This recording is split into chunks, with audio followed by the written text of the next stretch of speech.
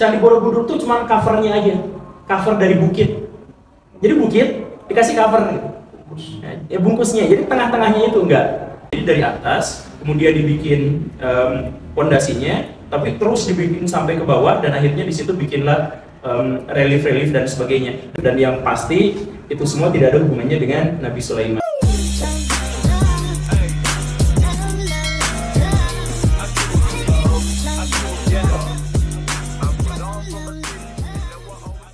Saya diminta untuk berbicara tentang Borobudur dan lain-lain terkait juga masalah kebudayaan dan agama di Nusantara kuno. Jadi sebenarnya masyarakat Nusantara kuno itu adalah masyarakat yang bisa dibilang originalitas mereka itu terletak pada bahwa mereka itu tidak ada satupun yang original.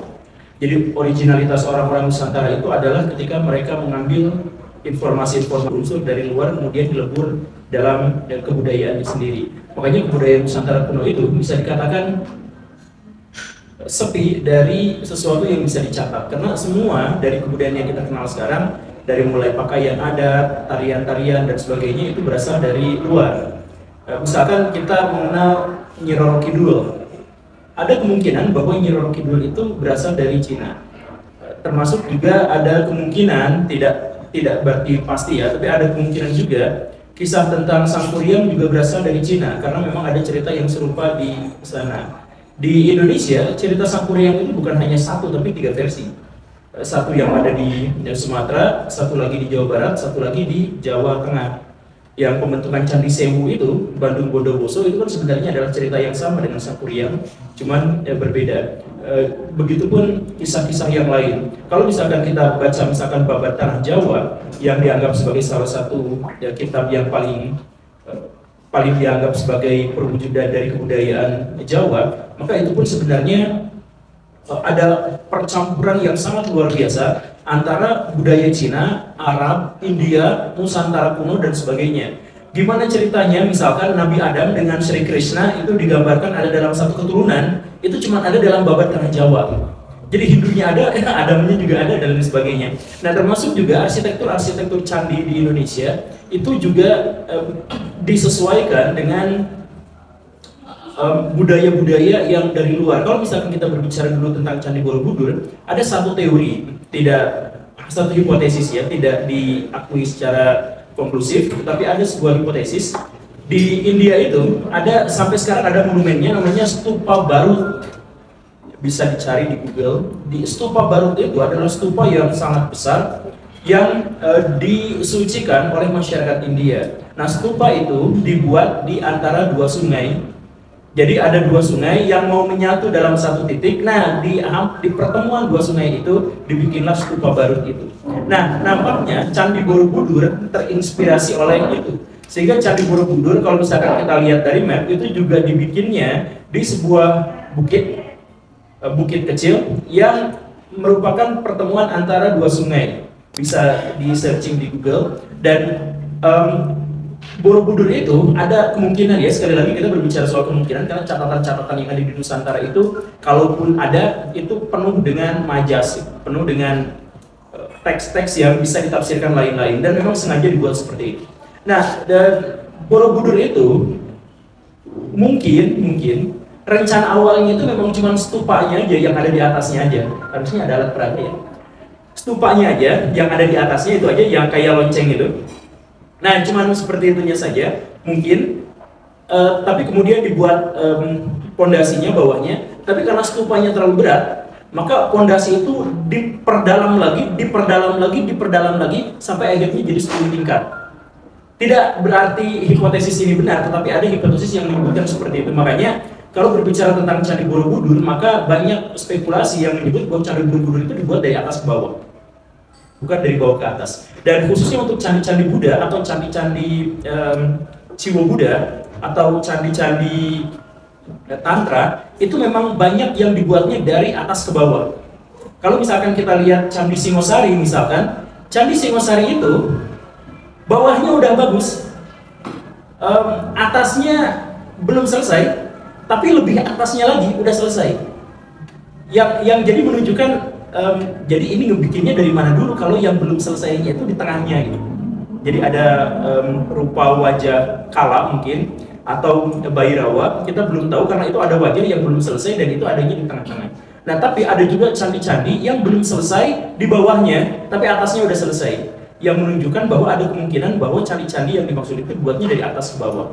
Nah, kalau misalkan kita melihat Candi Borobudur, mungkin juga seperti itu. Jadi dari atas, kemudian dibikin pondasinya, tapi terus dibikin sampai ke bawah, dan akhirnya di situ bikinlah relief-relief dan sebagainya. Dan Candi Borobudur itu bukan candi yang solid.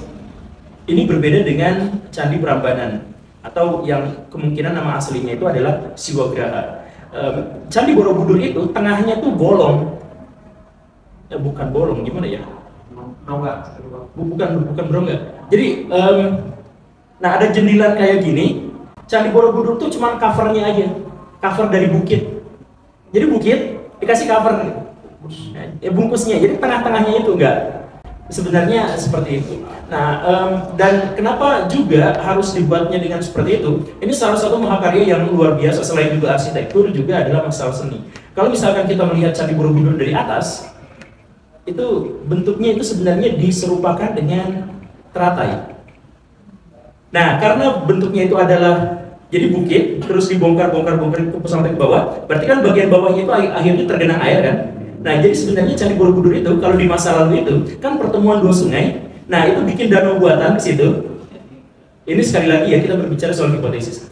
Ada danau buatan ke situ yang melingkupi Candi Borobudur. Jadi Candi Borobudur itu pada akhirnya seperti teratai yang mengambang di danau kalau dilihatnya dari atas, dan kalau orang-orang zaman dulu bisa terbang untuk bisa mendapatkan perspektif itu. Tapi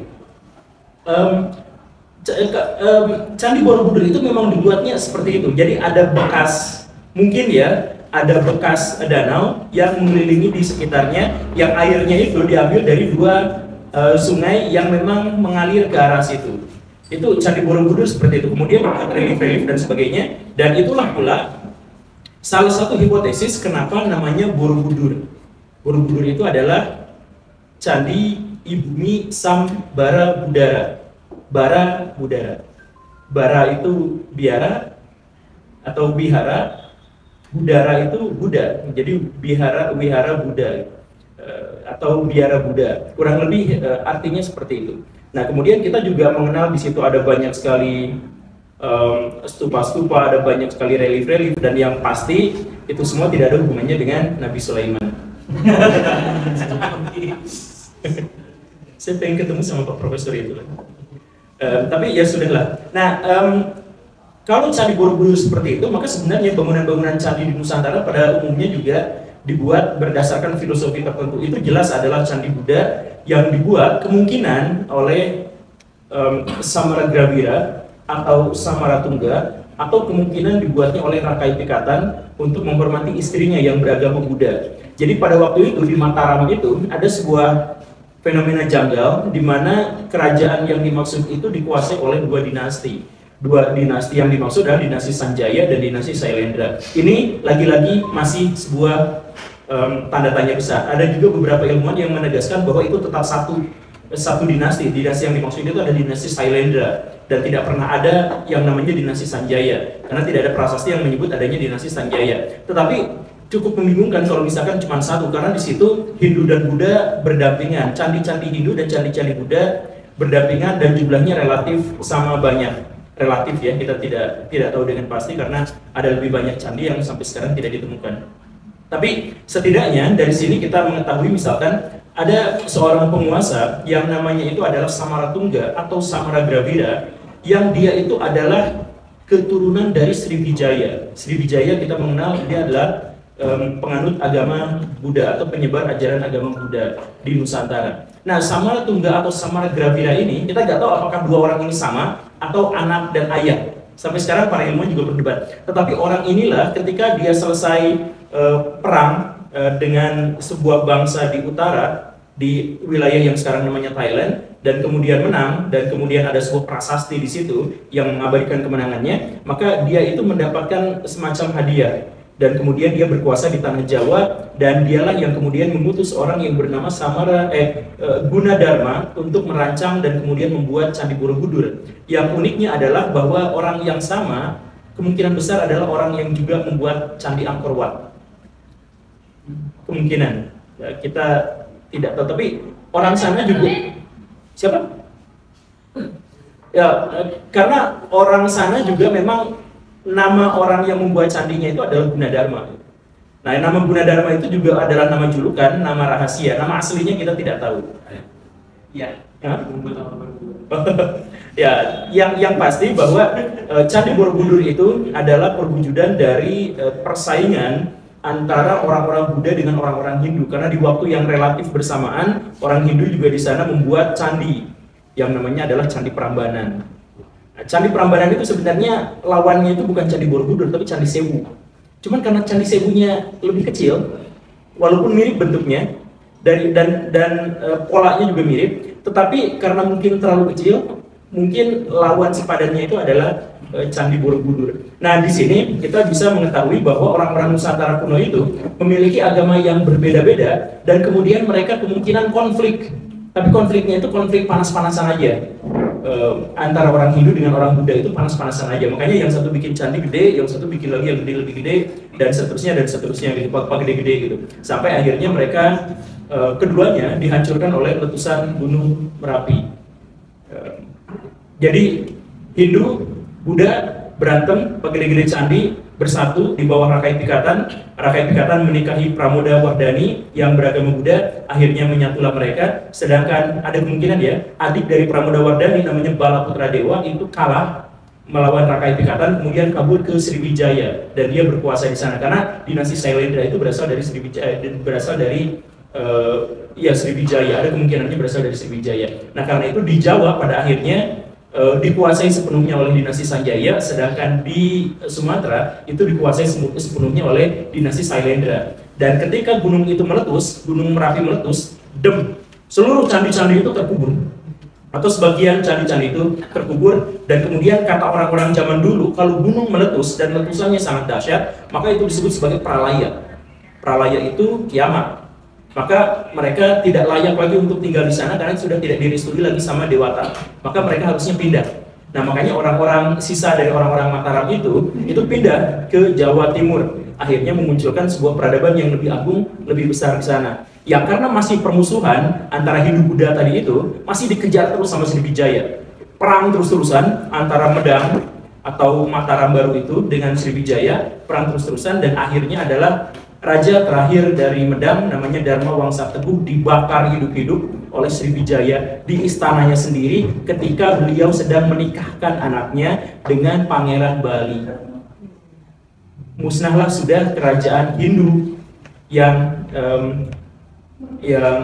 saingan dari Buddha tadi itu, tapi masih ada kesempatan karena tadi itu menantunya yang tadi dinikahkan itu Erlangga berhasil selamat.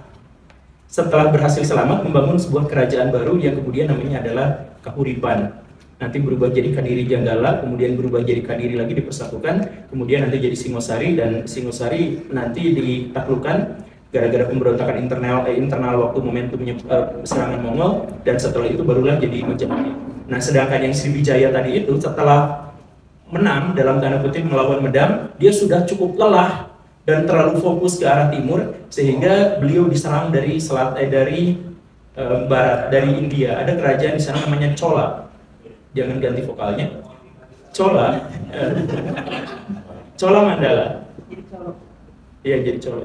Chola Mandala, dan akhirnya Sriwijaya pada waktu itu dikalahkan.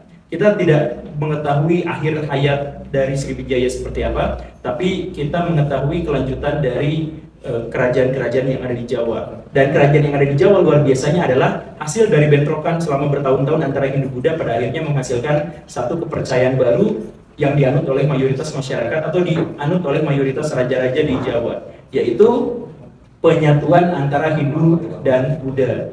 Jadi namanya jadi Shiva Buddha atau Jiwa Buddha, atau bahasa yang lebih modern Buddha saja. Padahal Buddha yang dimaksud bukan agama Buddha, tapi sinkretisme antara Hindu dan Buddha, dan Hindu dan Buddha itulah yang kemudian bertahan sampai sekarang di Bali. Jadi Bali itu bukan ajaran agama Hindu seperti yang kita paham, karena Hindu itu sebenarnya bukan agama. Hindu itu adalah wilayah teritorial tertentu. Nah, adapun yang di Bali itu agama aslinya itu namanya adalah Jiwa Buddha. Begitulah kurang lebihnya. Itu seputar Candi Borobudur dan kondisi politik yang ada di sekitarnya.